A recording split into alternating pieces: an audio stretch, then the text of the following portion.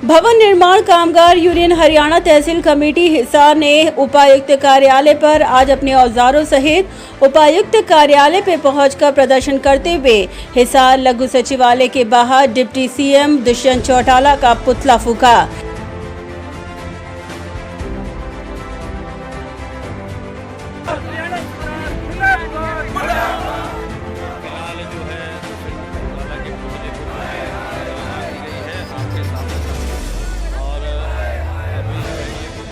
इसके पश्चात अपनी मांगों का ज्ञापन उपायुक्त के माध्यम से उन्होंने श्रम मंत्री एवं डिप्टी सीएम दुष्यंत चौटाला को भेजा।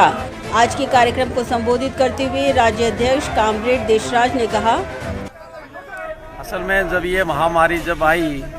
पिछले साल में और तभी से लेके आज तक निरंतर जो निर्माण के मजदूर है विशेष तौर पर उनके जो रोजी रोटी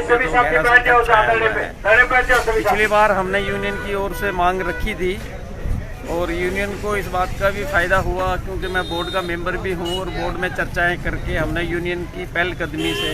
और बोर्ड ने इसको सही माना तो 5,000 रुपये महीने के बोर्ड की ओर से दिए गए थे मजदूरों को। और अब की बार भी हमने यूनियन की ओर से डिमांड भेजा और मैंने व्यक्तिगत तौर पे बोर्ड के मेंबर की हैसियत से भी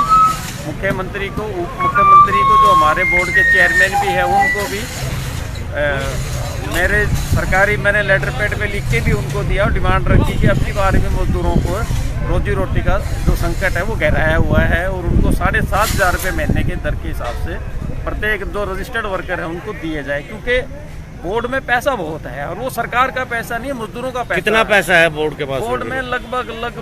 4700 करोड़ रुपए अभी बोर्ड के अंदर है, लगभग 5,000 करोड़ रुपए हम कह सकते हैं। और पिछले लॉकडाउन में 254 करोड़ 70 लाख रुपए 3.5 लाख लोगों को बांटा गया था और जबकि 250 करोड़ से ज़्यादा तो ब्याज उसका पैसा बढ़ता है। हम ये कहना चाहते हैं कि बोर्ड में ये एक्ट में लिखा हुआ है कि 5% सिर्फ ऑफिशियली खर्च हो सकता है, 95% वो मजदूरों के वेलफेयर में खर्च करना पड़ेगा। यहाँ उल्टा हो रहा है कि 5% वेलफेयर में भी 5% भी वेलफेयर में नहीं लगाया जा रहा है।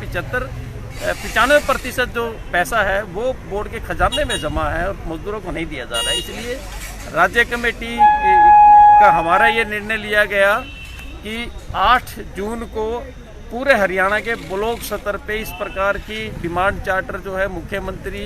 उप मुख्यमंत्री, जो बोर्ड के चेयरमैन भी है, श्रम मंत्री भी है और प्रधानमंत्री के भी नाम हम ज्ञापन देंगे। और इसके बाद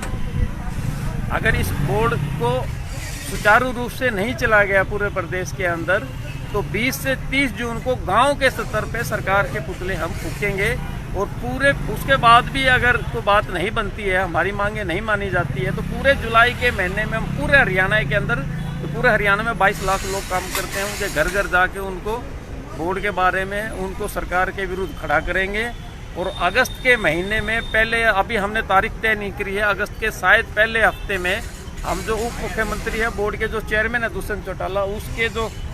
निवास है सिरसा के अंदर, उसको घेराव करेंगे पूरे हरियाणा के मजदूर मिलके। आज जो है प्रशासन से आपकी क्या वो कमेटी को लेकर के बात भी? आज हमारी अभी कोई बातचीत नहीं हुई है। अभी तो हम आज को बातचीत इस तरीके से करने भी नहीं आए थे, खाली मांग पत्र हम देने के लिए आए थे अपना विरोध प्रकट करते हुए और आज हम ज्ञापन देंगे। इस ज्ञापन पे फिर सरकार की मर्जी है, प्रशासन की मर्जी, क्योंकि लोकल स्तर का भी आज हमने ज्ञापन दिया है तो लोकल स्तर पे हमें कब बुलाते हैं बातचीत के लिए तो हम भी पूरी तैयारी के साथ आएंगे बातचीत करने के लिए। सरकार की ओर से भी हमें हमारे डेलीगेशन को मिलने का समय दिया जाता है, हमारी बातों पे विचार करने का समय दिया जाता है, नहीं दिया जाता है वो आने वाले टाइम में बताएंगे। और मैं ये भी बताना चाहता हूँ कि पूरे हरियाणा का मजदूर इसलिए भी आक्रोशित है क्योंकि फरवरी के 20 तारीख को दुष्यंत चौटाला ने बातचीत के लिए बुलाया था और बहुत सारी बातों पर सहमति बनी थी। हमने कहा था कि हमें जो जिस बातों पर सहमति बन गई कम से कम उनका नोटिफिकेशन हमें चाहिए, जो फरवरी के बाद आज जून तक भी उसका नोटिफिकेशन जारी नहीं हुआ है। इस बात के लिए भी पूरे हरियाणा के मजदूरों में रोष है और जरूर हम उम्मीद करेंगे कि आने वाले समय में हमारी बात को ध्यान से सुना जाएगा। नहीं सुनाया जाएगा तो ये आंदोलन हम इसका व्यापक रूप इसको बनाएंगे पूरे